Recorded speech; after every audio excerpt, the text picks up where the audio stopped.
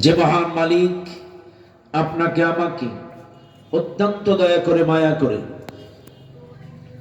এই কুরআনুল কারীমের মাহফিলে আসার এবং বসার তৌফিক দিয়েছেন যিনি, সে মহান মালিকের দরবারে প্রাণ খুলে সমস্বরে সমবেত আওয়াজে সমবেত চেষ্টায় জীবনের শ্রেষ্ঠ শুকরিয়ার ঝান্ডাটা আল্লাহ তাআলার আরশ আজিমে পৌঁছায় দেয়। চিৎকার মেরে বলুন আলহামদুলিল্লাহ। আর একটু জোরে বলুন আলহামদুলিল্লাহ। দুরূদ ও সালাম পাঠ করি সে মহান মানবতার মুক্তির দূতের জন্য, যিনি আমার আপনার সকলের কিয়ামতের কঠিন মুসিবতের সময়ের একান্ত সুপারিশকারী, প্রিয় নবী নবী মুহাম্মদুর রাসূলুল্লাহ সাল্লাল্লাহু আলাইহি ওয়াসাল্লাম। মাগফিরাত কামনা করি সেই সকল ভাইদের জন্য যারা দ্বীনের জন্য, ইসলামের জন্য প্রাণ দিয়ে শহীদ হয়েছেন। আল্লাহ তাআলা তাদের সকলকেই জান্নাতুল ফিরদাউসের সর্ব উচ্চ মর্যাদা দান করুন। চিৎকার মেরে বলেন আল্লাহুম্মা আমিন। এই মাহফিলে যারা আসছেন, এখানে এসে কি আপনারা খুশি না বেজার? খুশি। আলহামদুলিল্লাহ, আলহামদুলিল্লাহ।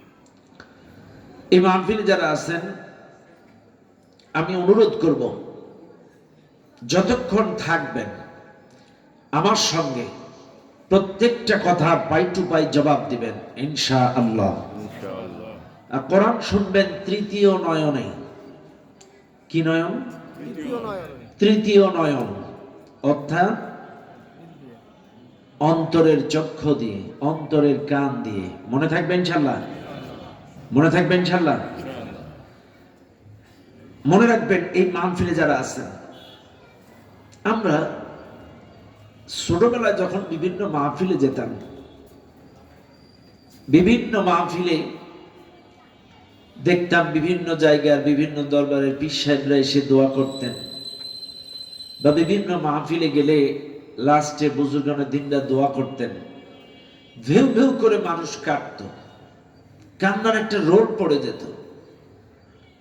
কিন্তু আজ তাফসীর মাহফিল, ওয়াজ মাহফিল, ইসালে সব, বিশ্ব ইস্তেমা, যেখানেই বলেন না কেন দোয়া হয় ঠিকই, কিন্তু আমাদের চোখে পানি আসে না। কষ্ট পাইলেন নাকি? দোয়া হচ্ছে কিন্তু আমাদের চোখে পানি আসছে না। কিন্তু এখান থেকে 20 বছর 30 বছর আগে দোয়া করলেই চোখে পানি আসতো, কান্নার রোল পড়ে যেত। কিন্তু আজ দোয়া হয় কিন্তু চোখে পানি আসে না। তার অন্যতম কারণ আমাদের দিলগুলো নষ্ট হয়ে গেছে, কলবগুলো কালো হয়ে গেছে। এত বেশি ময়লা আমাদের কলবে, এত বেশি ময়লা দাগ আমাদের দিলে লেগে গেছে, এখন যতই ভালো কথা হোক না কেন দিল আর নরম হচ্ছে না। হাত দিয়ে, চোখ দিয়ে, পাও দিয়ে, অন্তর দিয়ে গুনাহ করতে করতে আমাদের দিলগুলো নষ্ট। শুধু তাই না, হারাম খেয়ে খেয়ে এত বেশি হারাম আমরা খাচ্ছি। রাগ করেন না আমার কথায়। এই মাহফিলে যারা আছেন, আমাদের বাবারা খারাপ, এরকম দুজন ছেলে হাত তোলেন তো আমার বাবা খারাপ। আছেন কেউ? নাই। আচ্ছা, আমাদের সবার বাবা ভালো, একটু হাত তোলেন তারা। যাদের বাবা ভালো তারা হাত তুলবেন সবাই। আমাদের সবার বাবা হাত তোলেন, হাত তোলেন। আমাদের সবার বাবা ভালো, বাবা হাত নামান। তাহলে সবার বাবা যদি ভালো বাবা হয়, তাহলে ঘুষ খায় কার বাবা? বুঝেন না আমার কথা? সবাই কিন্তু বলেছেন যে আমাদের বাবা ভালো বাবা, তা ঘুষ খায় কার বাবা?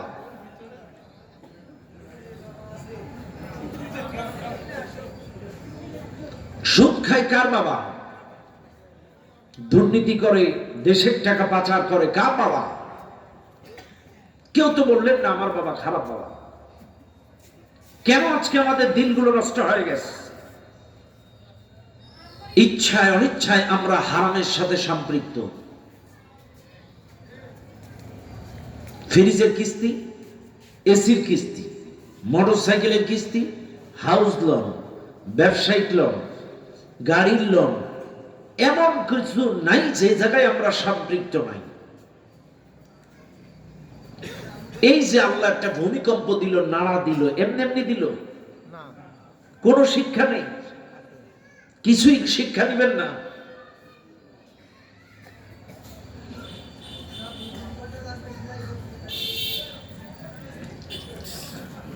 ইয়াউমা ইয়াকুনুন নাসু কাল ফারাশিল মাবথুস ওয়া তাকুনুল জিবালু কাল ইহনিল মানফুশ। আরে কোরআন বলছে যখন ভূমিকম্প লাগবে, কিয়ামতের ধাক্কা লাগবে, মানুষ পঙ্গপালের মতো ছুটাছুটি করবে। দেখেন এক ধাক্কা দিয়ে ঢাকাতে বিল্ডিং থেকে বাবা নামতেছে, মা নামতেছে, অথচ বাচ্চাটা ফ্ল্যাটের মধ্যেই আছে, খেয়ালই নাই। ইয়াউমা তারাউনাহা তাদহালু কুল্লু মুরদিআতিন আম্মা আরদাআত ওয়া তাদউ কুল্লু যাতি হামলিন হামলাহা।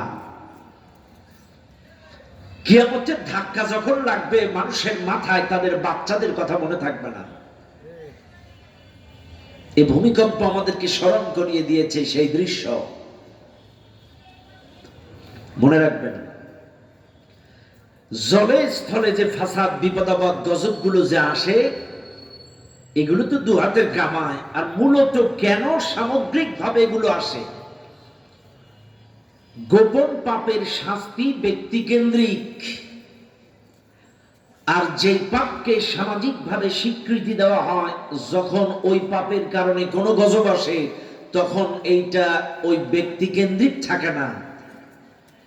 আমি আবারও বলছি, গোপন পাপের শাস্তি ব্যক্তিকেন্দ্রিক, পাপের গোপন পাপের শাস্তি আল্লাহ তাআলা ব্যক্তিকেন্দ্রিক দেন, তাকে বিপদ আপদ, অসুখ বিসুখ, বালা মুসিবত দেন।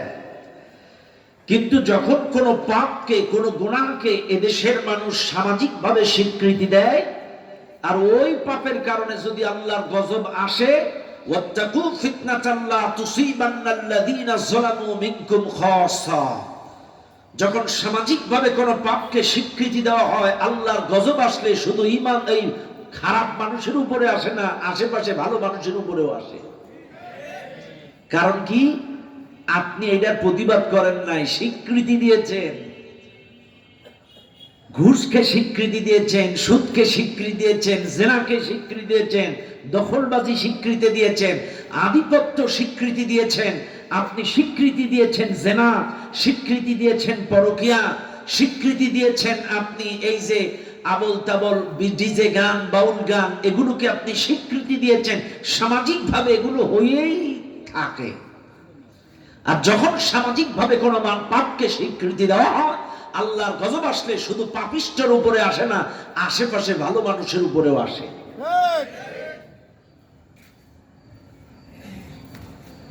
এজন্য কোন গুনাহকে সামাজিক ভাবে স্বীকৃতি দেওয়া যাবে না। আজকে দুঃখ লাগে, ওয়াল্লাযীনা আমানু আশাদ্দু হুব্বান লিল্লাহ, এক নাম্বার ভালোবাসতে হবে আল্লাহকে। লা ইউমিনু আহাদুকুম হাত্তা আকুনা আহাব্বা ইলাইহি মিন ওয়ালিদিহি ওয়া ওয়ালাদিহি ওয়ান নাসি আজমাইন। সেকেন্ড, ভালোবাসতে হবে তার রাসূলকে। আমাদের ভেতরে আমরা নিজেদেরকে ঈমানদার দাবি করি, আমাদের ভেতরে আল্লাহ প্রেম নাই, রাসূল প্রেম নাই, আমাদের অন্তরে আছে বাউল প্রেম। কথা বলেন।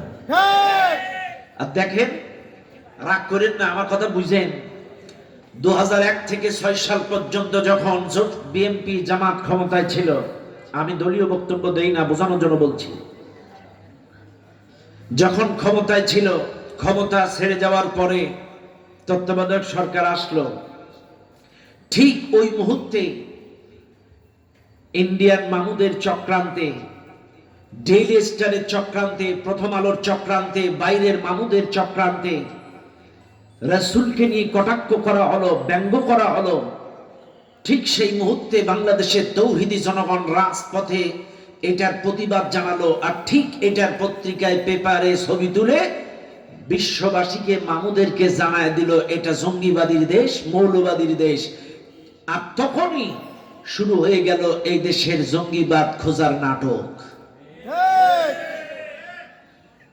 ঠিক সেই সময় কিন্তু আবার আসছে দেখেন, আল্লাহকে নিয়ে কটাক্ষ করলো, মানলো একটা বাউলরে, এটার সঙ্গে গান জোড়াচ্ছে, সংস্কৃতি জোড়াচ্ছে, পীরের দরবার জড়াচ্ছে, মাজার জড়াচ্ছে, এটাকে অন্যদিকে মোড় নিচ্ছে। রাসূলকে নিয়ে কটাক্ষ করছে, আল্লাহকে নিয়ে কটাক্ষ করছে, আজকে আবার ব্রাহ্মণবাড়িয়ায় কোরআন অবমাননা হলো। তার মানে আমাদেরকে চোখ কান খোলা রাখতে হবে, চোখ কান খোলা রাখতে হবে। যে কোনো কায়দায় এই মামুদের ষড়যন্ত্রে, মামুদের পয়জেন, ওই দালাল যারা এই দেশে আছে, এরা যে কোনো মূল্যে একটা সাম্প্রদায়িক দাঙ্গা হাঙ্গামা, একটা একটা ঝামেলা পাকানোর চেষ্টা করবে।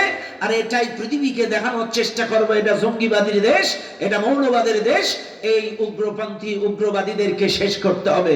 এটা পরিকল্পিতভাবে করতেছে। কথা বলেন ঠিক না বেটে? ব্রাহ্মণবাড়ি আজকে কোরআন পড়াইছে, কয়েকদিন আগে বাউল আল্লাহরে গালি দিল। তার মানে পরিকল্পিতভাবে সাজাচ্ছে নাটক। তার মানে ইচ্ছাকৃতভাবে আপনার পায়ে পাড়া দিয়ে গ্যাঞ্জাম বাঁধাচ্ছে। যখনই আপনি রাস্তায় নামবেন, হাই হুতাশ মিছিল মিটিং প্রতিবাদ করবেন, তখনই গোটা পৃথিবীকে দেখাবে, দেখো উগ্রবাদীরা কি করে না করে। এটা কিন্তু সাজানো নাটক। মাথায় হাত, মাথায় বুদ্ধি রাখতে হবে।